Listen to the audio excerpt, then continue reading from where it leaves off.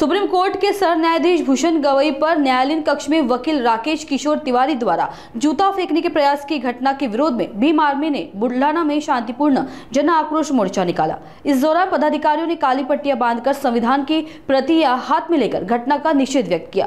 Bhim army के जिलाध्यक्ष सतीश पवार ने मांग की कि आरोपी वकील पर देशद्रोह का मामला दर्ज कर उसे फांसी की सजा दी जाए। उन्होंने कहा कि यह घटना केवल एक व्यक्ति पर नहीं बल्कि संविधान और न्याय प्रणाली पर प्रहार है।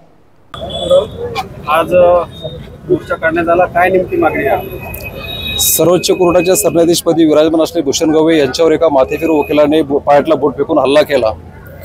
या हल्ल्याचा तीव्र आणि जाहीर प्रकारचा निषेध नोंदवण्यासाठी पहिल्या चरणचं आंदोलन आम्ही भीम आर्मीच्या वतीने बुलढाण्यामध्ये आज ठेवलं होतं आणि त्यामध्ये आमच्या ज्या मागण्या आहेत त्या वकिलावर देशद्रोहाचा फास्ट ट्रॅक कोर्टमध्ये खटला चालवण्यात यावा, गुन्हा दाखल करण्यात यावा आणि त्याला फाशी शिक्षा देण्यात यावी।